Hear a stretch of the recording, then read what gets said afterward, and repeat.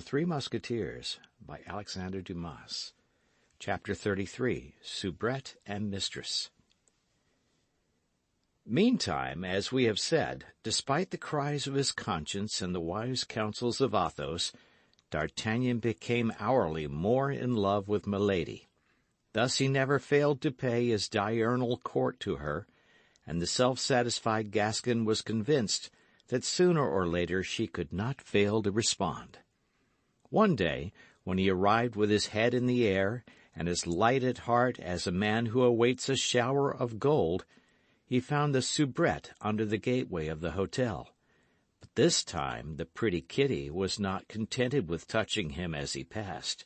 She took him gently by the hand. "Good," thought D'Artagnan. "She is charged with some message for me from her mistress.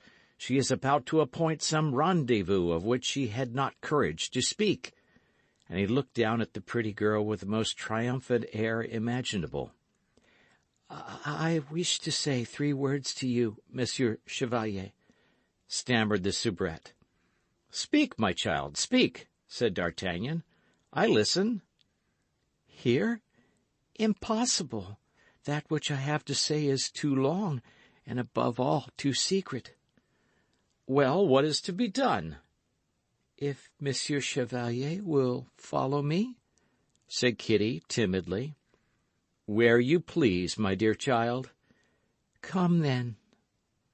And Kitty, who had not let go the hand of D'Artagnan, led him up a little dark, winding staircase, and after ascending about 15 steps, opened a door. "Come in here, Monsieur Chevalier," said she. "Here we shall be alone, and can talk." "And whose room is this, my dear child?" "It is mine, Monsieur Chevalier. It communicates with my mistress's by that door. But you need not fear. She will not hear what we say. She never goes to bed before midnight." D'Artagnan cast a glance around him. The little apartment was charming for its taste and neatness, but in spite of himself his eyes were directed to that door which Kitty said led to Milady's chamber. Kitty guessed what was going on in the mind of the young man, and heaved a deep sigh. "You love my mistress, then, very dearly, Monsieur Chevalier?" said she. "Oh, more than I can say, Kitty. I am mad for her." Kitty breathed a second sigh. "Alas, monsieur," said she, "that is too bad." "What the devil do you see so bad in it?" said D'Artagnan. "Because, monsieur," replied Kitty, "my mistress loves you not at all." "Hein!" said D'Artagnan. "Can she have charged you to tell me so?" "Oh, no, monsieur. But out of the regard I have for you, I have taken the resolution to tell you so." "Much obliged, my dear Kitty, but for the intention only. For the information, you must agree, is not likely to be at all agreeable." "That is to say, you don't believe what I have told you. Is it not so?" "We have always some difficulty in believing such things, my pretty dear, were it only from self-love." "Then you don't believe me." "I confess that unless you deign to give me some proof of what you advance—" "What do you think of this?" Kitty drew a little note from her bosom. "For me?" said D'Artagnan, seizing the letter. "No, for another." "For another?" "Yes." "His name, his name!" cried D'Artagnan. "Read the address." "Monsieur el Comte de Ward." The remembrance of the scene at Saint-Germain presented itself to the mind of the presumptuous Gascon. As quick as thought he tore open the letter, in spite of the cry which Kitty uttered on seeing what he was going to do, or rather what he was doing. "Oh, good Lord, Monsieur Chevalier," said she, "what are you doing?" "I?" said D'Artagnan. "Nothing." And he read, "You have not answered my first note. Are you indisposed, or have you forgotten the glances you favoured me with at the ball of Madame de Guise? You have an opportunity now, Count. Do not allow it to escape." D'Artagnan became very pale. He was wounded in his self-love. He thought it was in his love.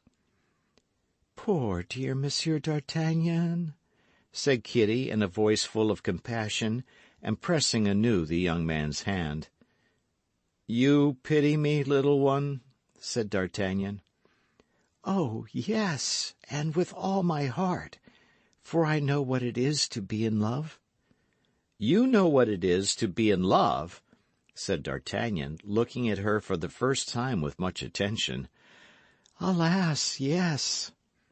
"Well, then, instead of pitying me, you would do much better to assist me in avenging myself on your mistress." "And what sort of revenge would you take?" "I would triumph over her and supplant my rival."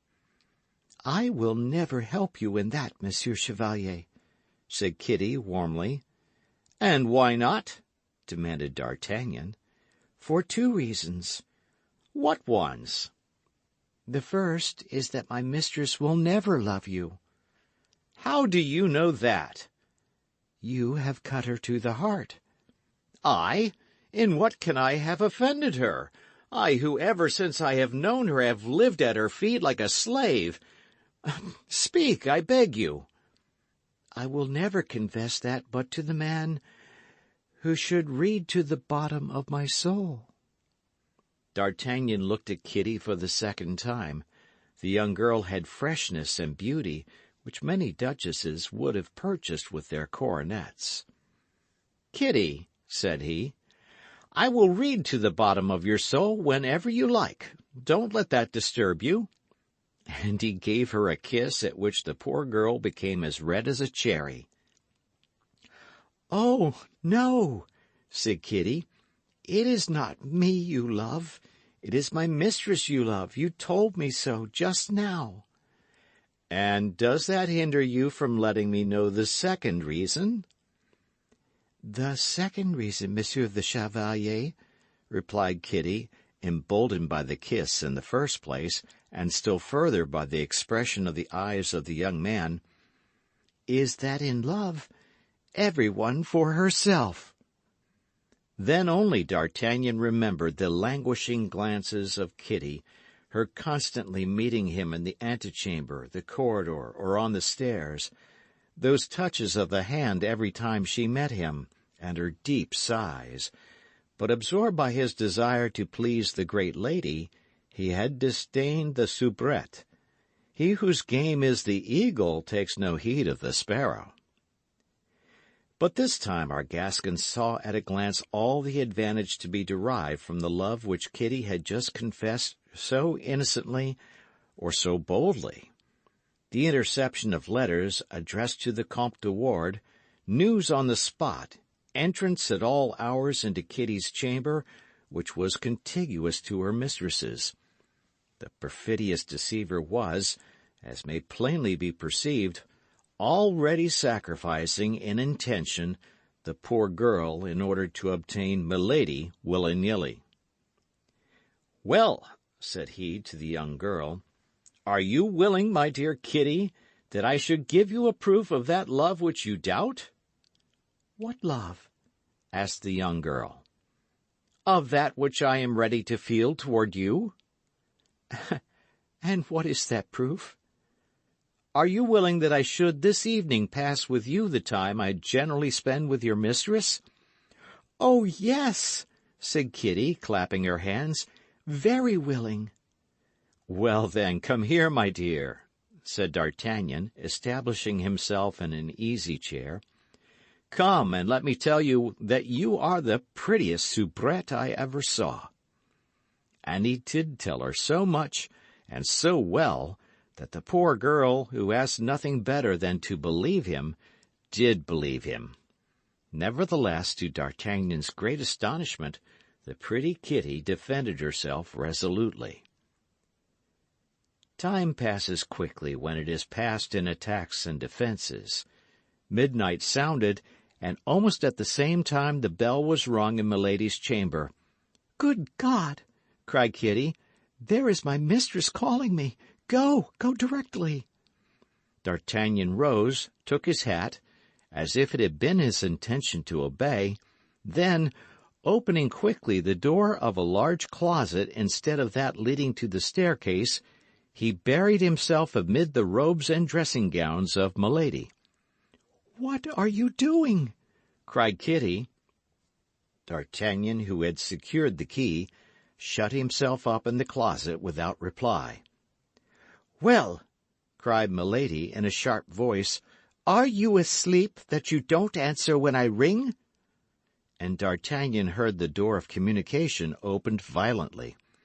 "Here am I, Milady, here am I," cried Kitty, springing forward to meet her mistress. Both went into the bedroom, and as the door of communication remained open, D'Artagnan could hear Milady for some time scolding her maid. She was at length appeased, and the conversation turned upon him while Kitty was assisting her mistress.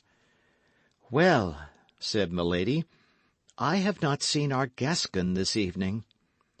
"What, Milady? Has he not come?" said Kitty.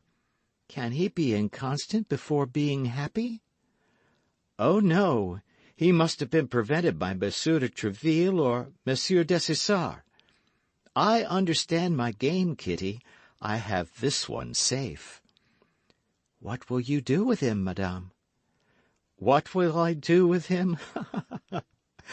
Be easy, Kitty. There is something between that man and me that he is quite ignorant of. He nearly made me lose my credit with his Eminence. Oh, I will be revenged." "I believed that madame loved him." "I love him? I detest him.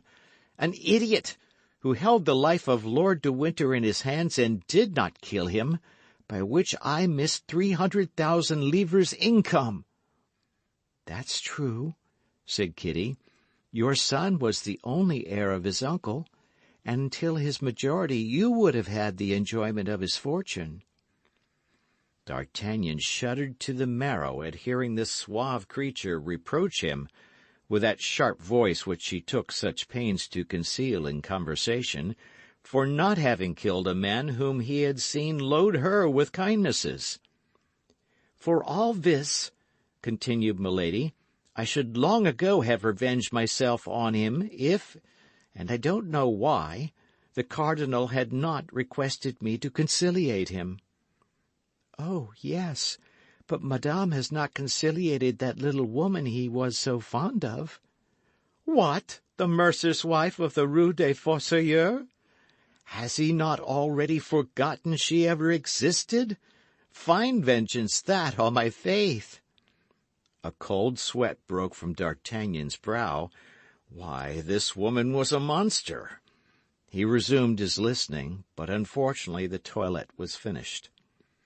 "That will do," said Milady. "Go into your own room, and tomorrow endeavour again to get me an answer to the letter I gave you."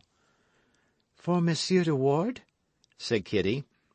"To be sure, for Monsieur de Ward." "Now, there is one," said Kitty, "who appears to me quite a different sort of a man from that poor Monsieur d'Artagnan." "Go to bed, mademoiselle," said Milady. "I don't like comments." D'Artagnan heard the door close, then the noise of 2 bolts by which Milady fastened herself in. On her side, but softly as possible, Kitty turned the key of the lock, and then D'Artagnan opened the closet door. "Oh, good Lord!" said Kitty in a low voice. "What is the matter with you? How pale you are!" "The abominable creature!" murmured D'Artagnan. "Silence! Silence! Begone!" said Kitty. "There is nothing but a wainscot between my chamber and Milady's. Every word that is uttered in one can be heard in the other." "That's exactly the reason I won't go," said D'Artagnan. "What?" said Kitty, blushing. "Or, at least, I will go, later." He drew Kitty to him. She had the less motive to resist. Resistance would make so much noise. Therefore Kitty surrendered. It was a moment of vengeance upon Milady. D'Artagnan believed it right to say that vengeance is the pleasure of the gods. With a little more heart he might have been contented with this new conquest. But the principal features of his character were ambition and pride. It must, however, be confessed in his justification that the first use he made of his influence over Kitty was to try and find out what had become of Madame Bonacieux. But the poor girl swore upon the crucifix to D'Artagnan that she was entirely ignorant on that head, her mistress never admitting her into half her secrets, only she believed she could say she was not dead. As to the cause which was near making Milady lose her credit with the cardinal, Kitty knew nothing about it. But this time D'Artagnan was better informed than she was. As he had seen Milady on board a vessel at the moment he was leaving England, he suspected that it was, almost without a doubt, on account of the diamond studs. But what was clearest in all this was that the true hatred, the profound hatred, the inveterate hatred of Milady, was increased by his not having killed her brother-in-law. D'Artagnan came the next day to Milady's, and finding her in a very ill humour, had no doubt that it was lack of an answer from Monsieur de Wardes that provoked her thus. Kitty came in, but Milady was very cross with her. The poor girl ventured a glance at D'Artagnan, which said, "See how I suffer on your account." Toward the end of the evening, however, the beautiful lioness became milder. She smilingly listened to the soft speeches of D'Artagnan, and even gave him her hand to kiss. D'Artagnan departed, scarcely knowing what to think. But as he was a youth who did not easily lose his head, while continuing to pay his court to Milady, he had framed a little plan in his mind. He found Kitty at the gate, and, as on the preceding evening, went up to her chamber. Kitty had been accused of negligence and severely scolded. Milady could not at all comprehend the silence of the Comte de Wardes, and she ordered Kitty to come at 9 o'clock in the morning to take a third letter. D'Artagnan made Kitty promise to bring him that letter on the following morning. The poor girl promised all her lover desired. She was mad. Things passed as on the night before. D'Artagnan concealed himself in his closet. Milady called, undressed, sent away Kitty, and shut the door. As the night before, D'Artagnan did not return home till 5 o'clock in the morning. At 11 o'clock Kitty came to him. She held in her hand a fresh billet from Milady. This time the poor girl did not even argue with D'Artagnan. She gave it to him at once. She belonged body and soul to her handsome soldier. D'Artagnan opened the letter and read as follows. "This is the third time I have written to you to tell you that I love you. Beware that I do not write to you a fourth time to tell you that I detest you. If you repent of the manner in which you have acted toward me, the young girl who brings you this will tell you how a man of spirit may obtain his pardon." D'Artagnan colored and grew pale several times in reading this billet. "Oh, you love her still," said Kitty, who had not taken her eyes off the young man's countenance for an instant. "No, Kitty, you are mistaken. I do not love her, but I will avenge myself for her contempt." "Oh, yes, I know what sort of vengeance. You told me that." "What matters it to you, Kitty? You know it is you alone whom I love." "How can I know that?" "By the scorn I will throw upon her." D'Artagnan took a pen and wrote, "Madame, until the present moment I could not believe that it was to me your first two letters were addressed, so unworthy did I feel myself of such an honor. Besides, I was so seriously indisposed that I could not in any case have replied to them. But now I am forced to believe in the excess of your kindness, since not only your letter but your servant assures me that I have the good fortune to be beloved by you. She has no occasion to teach me the way in which a man of spirit may obtain his pardon. I will come and ask mine at 11 o'clock this evening. To delay it a single day would be in my eyes now to commit a fresh offence. From him whom you have rendered the happiest of men, Comte de Ward. This note was in the first place a forgery. It was likewise an indelicacy. It was even, according to our present manners, something like an infamous action. But at that period people did not manage affairs as they do today. Besides, D'Artagnan from her own admission knew Milady culpable of treachery in matters more important, and could entertain no respect for her. And yet, notwithstanding this want of respect, he felt an uncontrollable passion for this woman boiling in his veins, passion drunk with contempt, but passion or thirst as the reader pleases. D'Artagnan's plan was very simple. By Kitty's chamber he could gain that of her mistress. He would take advantage of the first moment of surprise, shame, and terror to triumph over her. He might fail, but something must be left to chance. In 8 days the campaign would open, and he would be compelled to leave Paris. D'Artagnan had no time for a prolonged love siege. "There," said the young man, handing Kitty the letter sealed. "Give that to Milady. It is the Count's reply." Poor Kitty became as pale as death. She suspected what the letter contained. "Listen, my dear girl," said D'Artagnan. "You cannot but perceive that all this must end some way or other. Milady may discover that you gave the first billet to my lackey instead of to the Count's, that it is I who have opened the others which ought to have been opened by De Wardes. Milady will then turn you out of doors, and you know she is not the woman to limit her vengeance." "Alas," said Kitty, "for whom have I exposed myself to all that?" "For me, I well know, my sweet girl," said D'Artagnan, "but I am grateful, I swear to you." "But what does this note contain?" "Milady will tell you." "Ah, you do not love me," cried Kitty, "and I am very wretched." To this reproach there is always one response which deludes women. D'Artagnan replied in such a manner that Kitty remained in her great delusion. Although she cried freely before deciding to transmit the letter to her mistress, she did at last so decide, which was all D'Artagnan wished. Finally, he promised that he would leave her mistress's presence at an early hour that evening, and that when he left the mistress he would ascend with the maid. This promise completed poor Kitty's consolation. End of chapter.